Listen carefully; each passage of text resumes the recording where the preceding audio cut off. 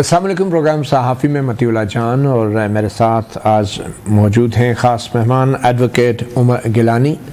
ये अफ़गान महाजरीन के हवाले से इनकी कानूनी रिसर्च है और नॉलेज है, ये हमसे शेयर करेंगे। और दूसरे मेहमानों में शामिल हैं जनाब ताहिर ख़ान, सीनियर जर्नलिस्ट हैं, और लिहाज अली जो पेशावर से हमें ज्वाइन कर रहे हैं इस प्रोग्राम में।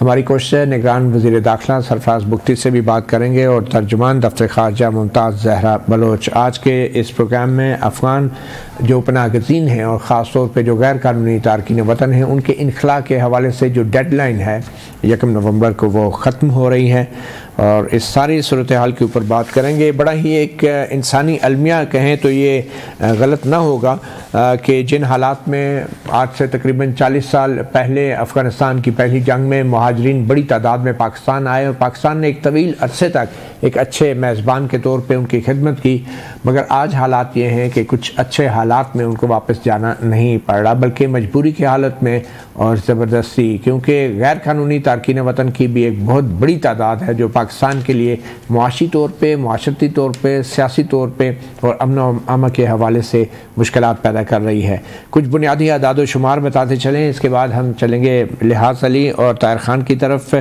पाकिस्तान में अफ़गान पनाहगज़ीनों की तादाद 44 लाख है। शनाख्ती दस्तावेज़ात के बगैर मुकीम पनाहगज़ीनों की तादाद 17 लाख है।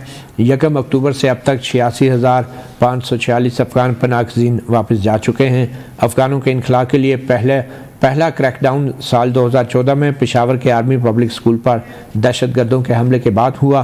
साल 2017 के आखिर और 2018 में दोबारा नेशनल एक्शन प्लान के फैसलों के तहत बड़ी तादाद में अफ़गानों को वापस भेजा गया। हुकूमत पाकिस्तान की जानब से गैर कानूनी तारकीन वतन को इनखला के लिए दिया गया वक्त कल ख़त्म हो रहा है।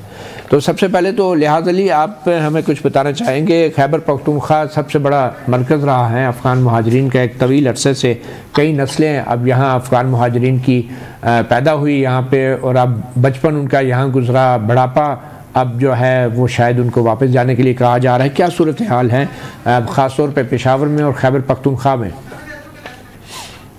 बहुत शुक्रिया मतीउल्लाह जान साहब। अभी आपने जिस तरह ये आदाद शुमार बताए, तो यूएनएचसीआर के डेटा में एक और चीज़ भी है कि 74% अफगानी इस वक्त जो पाकिस्तान में मुकीम है वो ऐसे हैं कि जिन्होंने से अफगानिस्तान देखा ही नहीं है, जिन्हें 2/3 से भी ज़्यादा हम कह सकते हैं इस तरह के अफगानी हैं इस वक्त सिर्फ पाकिस्तान में।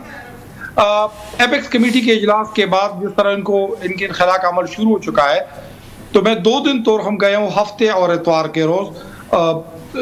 इतवार जो वहाँ पर मैंने देखा है, तकरीबन नॉर्मल कैपेसिटी तोरखम की जो है तकरीबन 2000 के करीब लोग जा सकते हैं, और इससे ज़्यादा लोग जो थे वो तोरखम बॉर्डर पर मौजूद थे।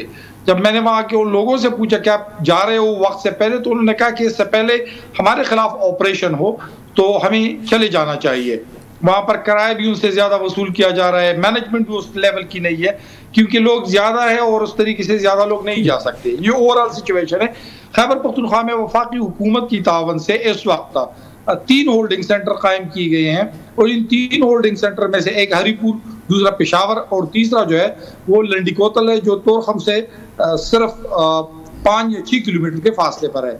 मतीउल्लाह जान साहब, एक अहम नुकता है कि इस वक्त खैबर पख्तूनख्वा में 5 ट्रांजिट पॉइंट्स हैं जहां से तिजारत होती है अफगानिस्तान के लिए, लेकिन क्रॉसिंग पॉइंट सिर्फ एक ही है जो तोरखम है, यानी गुलाम खान, खरलाची, शहीदान उड़ान और इसके अलावा अंगूर अड्डा से वहां से किसी किस्म का पैदल उसकी आमद-ओ-रफ्त नहीं हो सकती, जिसकी वजह से तमाम तर दबाव जो है वो तोरखम पर पड़ा हुआ है। और तोरखम पर सिर्फ खैबर पख्तूनख्वा की नहीं, अभी आपने जो आदाद शुमार बताए इसमें से तकरीबन 70% वो ख्वाह गैर कानूनी हो, POR कार्ड वाले हो या अफगान सिटीजन कार्ड वाले हो, वो खैबर पख्तूनख्वा में मुकीम है। इसके बाद जो कश्मीर और इसके अलावा पंजाब के मुख्तलिफ अजला में मुकीम है वो भी चमन वाली साइड पे नहीं जा रहे हैं, बल्कि वो भी बराह रास्त खैबर पख्तूनख्वा का रुख कर रहे हैं।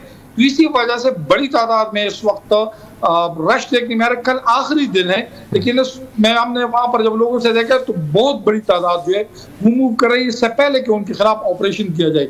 मतीउल्लाह जान साहब, यहाँ पर सख्त बड़ी कैंप है नहीं, लेकिन जो कैंप्स पहले से कायम किए गए थे, जिनमें से खुरासा कैंप, अज़ाखेल कैंप, इसके अलावा जो दीगर कैंप थी, शिमशतु कैंप, इन तमाम कैंप्स में बाकायदा तौर पर मसाजिद में ऐलानात किए गए हैं कि ये लोग जितनी भी है यहाँ से तकरीबन 31 अक्टूबर से कबल निकल जाए।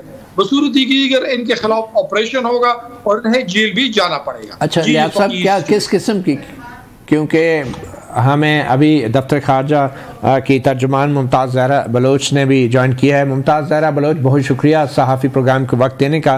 अब सवाल ये पैदा होता है कि इतना कम वक्त रह गया है तो किस किस्म का एक्शन लिया जाएगा कि जो हम बैनुल-अक़वामी बरादरी को भी काबिल कबूल होगा? क्या हमारी कोई बैनुल-अक़वामी ऑब्लिगेशंस भी हैं जिनका हमने ख्याल रखना है इन महाजरीन के साथ किसी भी किस्म के सलूक के हवाले से?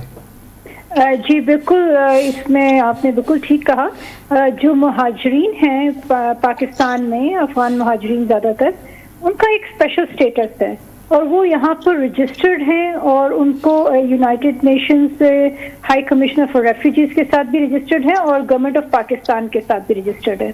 ये जो पॉलिसी रिपैट्रिएशन प्लान जो 1 नवंबर से अब इम्प्लीमेंट होगा, ये उन पर लागू नहीं होता।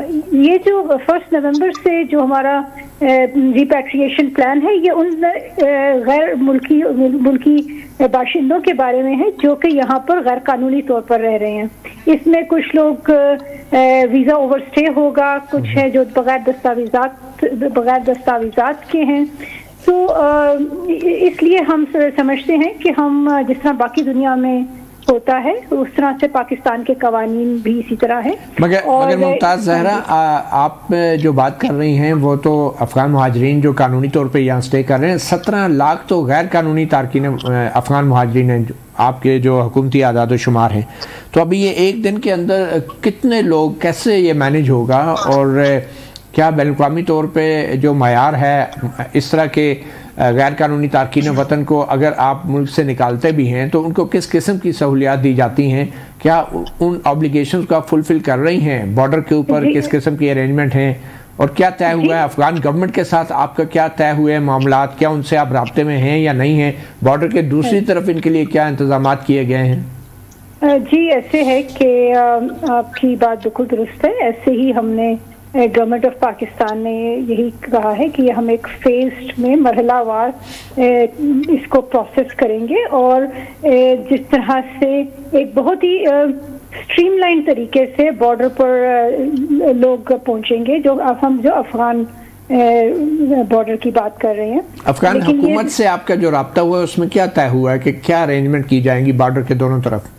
देखिए कि ऐसे है कि ये बॉर्डर हमारा बिल्कुल बंद नहीं है, बॉर्डर हमारा खुला हुआ है और इस पर रोजाना की बेसिस पर लोगों की आमदोरफ्त रहती है। और आप जिस तरह जानते हैं अभी भी कई लोग बॉर्डर क्रॉस करते हैं, तो ये एक नॉर्मल प्रोसेस है, कोई स्पेशल प्रोसेस इसके लिए इंस्टीट्यूट नहीं किया गया। ये ऑलरेडी एक एग्जिस्टिंग प्रोसेस है और हम इसी तरह से करेंगे कि जितनी ज़्यादा कैपेसिटी होगी दूसरी साइड पर उसी हिसाब से लोगों को मरहलावार भेजा जाएगा। अच्छा, तमाम बॉर्डर पर। मुमताज़ आप प्लीज़ हमारे साथ रहिएगा। ताहिर खान साहब सीनियर जर्नलिस्ट हैं, वो भी उन्होंने हमें ज्वाइन किया है। ताहिर खान, आप बताना चाहेंगे कि पाकिस्तान इंटरनेशनली कहाँ खड़ा है अफ़गान रेफ्यूजीज़ के हवाले से, जो हमारी इंटरनेशनल ऑब्लिगेशंस हैं, और क्या उन ऑब्लिगेशंस को पाकिस्तान की हुकूमत फुलफिल कर रही है? बहुत शुक्रिया मुझे दावत देने की। आपने वज़ारत ख़ारिजा की तर्जुमान साहिबा से 2 मरतबा पूछा कि अफ़गान हुकूमत के साथ इस मामले पे आपका राब्ता है, लेकिन उन्होंने उसका बराह रास्त जवाब नहीं दिया। इससे मेजर पॉइंट जो मेरे जहन में बात है कि होना बिल्कुल दुरुस्त है कि जो गैर कानूनी लोग हैं उनको पाकिस्तान निकाल रहा है, लेकिन फिर भी इसमें अगर 17 लाख गैर कानूनी अफगानों की बात होती है तो फिर भी अफगानों ने जाना है वहाँ। और क्या पाकिस्तान ने ये सोचा है कि वहाँ जब ये लोग जाएंगे, गो कि वो हमारा मसला नहीं है, वो उनका मसला है, कैसे उनको वो वहाँ एकमोडेट करते हैं, उनके लिए सहूलियात पहुँचाते हैं, तालीम है, जगह है, जो कुछ भी है, तो क्या ये वहाँ पर एक मसला पैदा नहीं करेगा अगर ये लोग जाएंगे? तो लिहाजा अगर एक काम होना भी था, और ठीक है पाकिस्तान हुकूमत को फैसले का इख्तियार है, आज भी तर्जुमान वज़ारत ख़ारिजा का बयान मैंने पढ़ा है, बिल्कुल दिफा किया उन्होंने इस फैसले का, और उनको हक भी है, हमें हक भी है कि हम जो भी फैसला करें। लेकिन रिफ्यूजीज़ का जो अफगानों का जो मसला है جب بھی ہم افغانستان جاتے ہیں یا افغان یہاں پہ آتے ہیں، کوئی میٹنگ ہوتی ہے، کانفرنس ہوتی ہے، کوئی بحث ہوتی ہے، تو پاکستان کی جو گڈ ول ہے ریفیوجیز کے حوالے سے، دیگر مسائل پہ اختلافات رہے ہیں، اب بھی اختلافات ہیں اور یہ رہیں گے بھی، یہ پاکستان افغانستان کے تعلقات اسی طرح چلیں گے، لیکن افغانستان کے لوگ اس کو مانتے ہیں کہ پاکستان نے افغان مہاجرین کے مسئلے پہ ایک بڑا دل انہوں نے دکھایا بھی ہے اور میزبانی کی ہے۔ میرے خیال میں اس سوچ کو، اس حسن نیت کے پاکستان کو بہت بڑا ایک نقصان پہنچ گیا ہے، اور مجھے تو خطرہ ہے کہ شاید اب ہمارے پڑوس میں ہم نے اپنے لیے ایک مطلب ہے کہ الفاظ تو مناسب نہیں ہے کہ انڈیا جیسا ایک ماحول بنا دیا ہے، لیکن در حقیقت شاید اسی طرح ہی ہے۔ اور آج میں پڑھ رہا تھا، آج کل سوشل میڈیا پہ کافی سارے اکاؤنٹس کھل گئے ہیں، اس میں مختلف پوسٹیں ہوتی ہیں اور اس سے اندازہ ہوتا ہے کہ پاکستان میں اس وقت افغان حکومت یا طالبان حکومت یا اسلامی امارت کے حوالے سے ہمارے کیا سوچ بن رہی ہے۔ ٹھیک ہے طاہر خان صاحب، میں چاہوں گا آپ کے سوال کا مختصر جواب دوں گا کہ اگر یہ کام ہونا تھا، اچھا ہوتا کہ اگر طالبان حکومت کو اعتماد میں لیتے، ان کے ساتھ بیٹھتے، ان کے ساتھ معاملہ حل کرتے، تو شاید کہ یہ جو آج کل ہو رہا ہے میرے خیال میں یہ والا ماحول نہ بنتا۔ میں چاہوں گا ممتاز زہرا بلوچ اگر اس پہ کچھ کہنا چاہیں گی، کیونکہ بڑی اہم بات ہے، ہم نے 40 سال سے زائد عرصہ ایک اچھے میزبان کی طرح کردار ادا کیا، اور اس کا جو اختتام ہے وہ شاید کچھ اتنا پلیزنٹ نہیں لگ رہا۔ تو طاہر خان نے جو باتیں کی ہیں، تو ممتاز آپ کچھ کہنا چاہیں گی اس حوالے سے؟ جی بس میں اس میں یہ کہوں گی، خان صاحب کی بہت عزت کرتی ہوں، آپ کی بھی بہت عزت کرتی ہوں۔ میرا یہاں پہ مقصد کسی سے بحث کرنا نہیں ہے، میں یہاں پہ ایک حکومت پاکستان کا موقف پیش کرنے کے لیے آئی ہوں، اور اس میں بیسکلی آپ کو جو پہلے بھی میں نے مینشن کیا کہ ہم جو بھی پاکستانی حکومت نے اقدامات لیے ہیں اور آگے لینے جا رہے ہیں وہ بالکل انٹرنیشنل اسٹینڈرڈز اور انٹرنیشنل پریکٹس کے مطابق ہیں، نمبر 1۔